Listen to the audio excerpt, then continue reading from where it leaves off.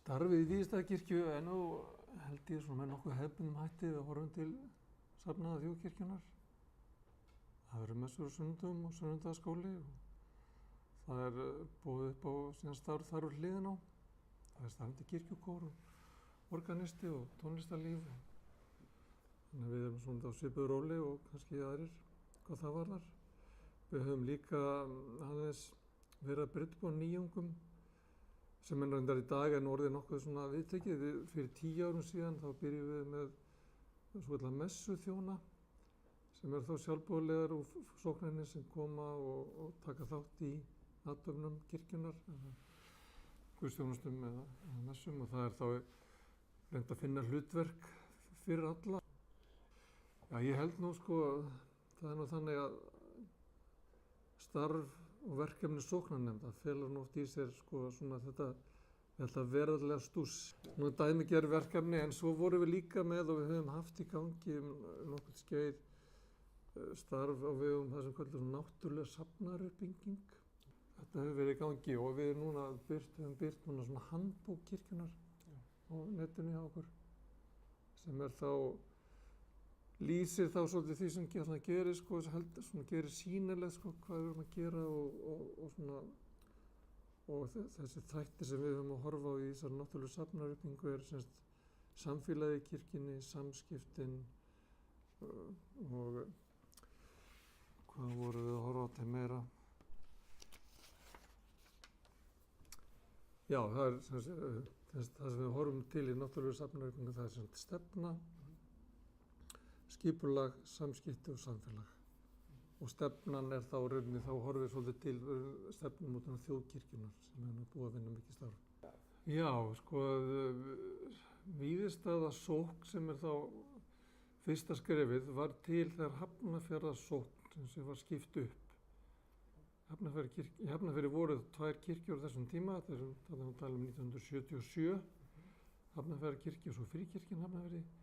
Og þarna var það búið að byggjast upp mikið svæði í norðurbæ Hafnarfjarðar og þá mönnum fannst upplagt að stofna þar söfnuð og byggja kirkju. Og 1977 var Hafnarfjarðarsókn skipt upp í tvennt, sem þetta Víðistaðasókn og Hafnarfjarðarsókn.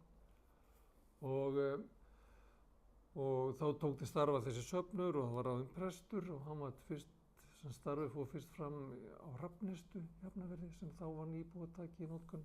Það var þá við kapella og það starfaði kirkjan fyrstu 10 árin næstu því.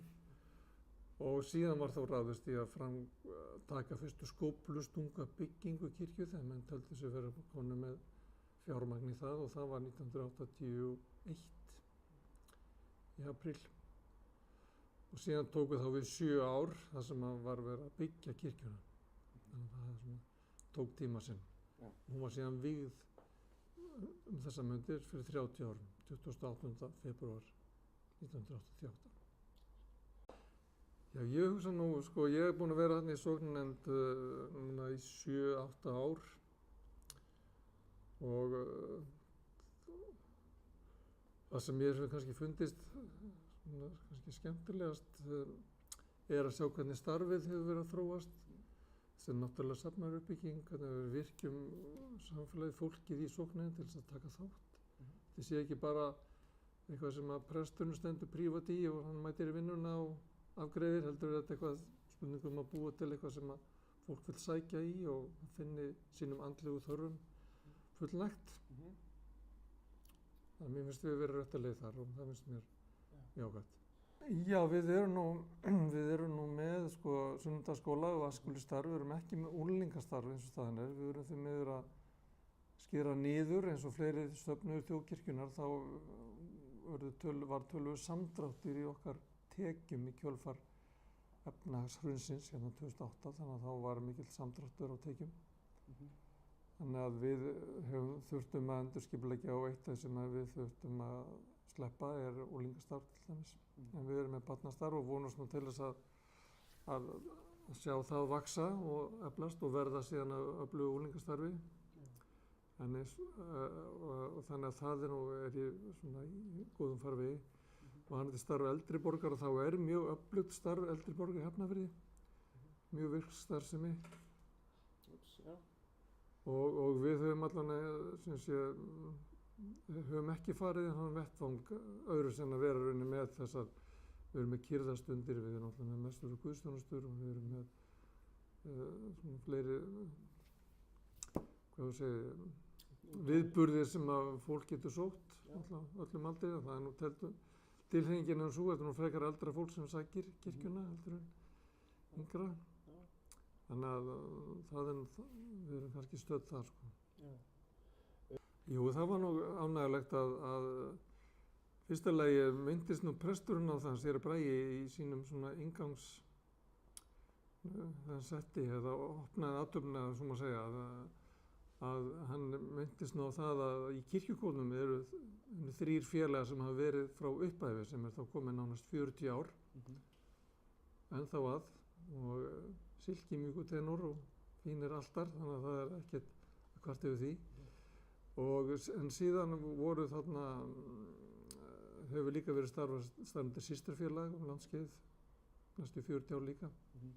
Og það komu færandi hendi til kirkjunar og færðu henni gjöf, 1 milljón króna, sem dæmi það þeirra merkilega framlag. Það að hafa stutt við bakið á mörgum atburðum og rauninni endurnýjun kirkjunar mörgu leyti innviðum hennar, þá hafa þær komið fram. Og síðast ekki síst, þá var gjaldkeri sóknarinnar. Hann hefur verið svo sami á núna 41 ár og honum var þökkuð fyrir hans alúð og framlag og stuðning við starfið genn tíðina. Það stundum við gefið á bátinn og verið erfitt að vera gjaldkeri, get ímyndið mér, í svona samfélagi þar sem bæði verið að byggja kirkju og alltaf vantar pening. En hann hefur staðið sig vel og honum var þakkað fyrir hans góða framlag og hann ennþá gjaldkeri kirkjunar og verður vonandi. Og komið framtíð. Nákvæmlega. Já, ég vona nú bara að hún beri það í skauti sér að við fáum áfram hlúða þessu starfi og það ná að blómstra. Viðhaldsverkefni eru og verða ærin, en kannski stærst framöndan því er viðgerð á freskum kirkjunar. Þær voru málaðar þegar kirkjan var byggð og eru einstakar hér á landi, hvað stærð og eðli listaverksins. Baltasar Samper, listmálari, málaði þarna á blautan múrinn eins og menn mála freskur og út frá sælubúðum Krists í fjallræðinni. Og listaverkið hefur látið hans á sjá í tímans rás þegar mikið gengið og svo eru leika stundum því miður vatn og svona annað sem hefur reitt til þess að myndirnar hafa látið á sjá og við þurfum alltaf að gera við þar á þessu ári. Ég vil bara segja það að markmið okkar sem þarna störfum að reyna að skapa gott og heilbrigt kirkjusamfélag og það sem söfnuðurum og fólkinu í kirkjunni finni sér velkomið. Þarna það að upplifa stundum sínar stærstu stundir. Þarna eru börnin skýrð og þau eru fermd og þarna eru giftingarnar og þarna eru útfærirnar og við viljum bara passa upp á það að þarna sé allt eins og best fyrir okkur kosið og farið fram eins og best fyrir okkur kosið. Það flott lokaorð. Takk fyrir kærlega.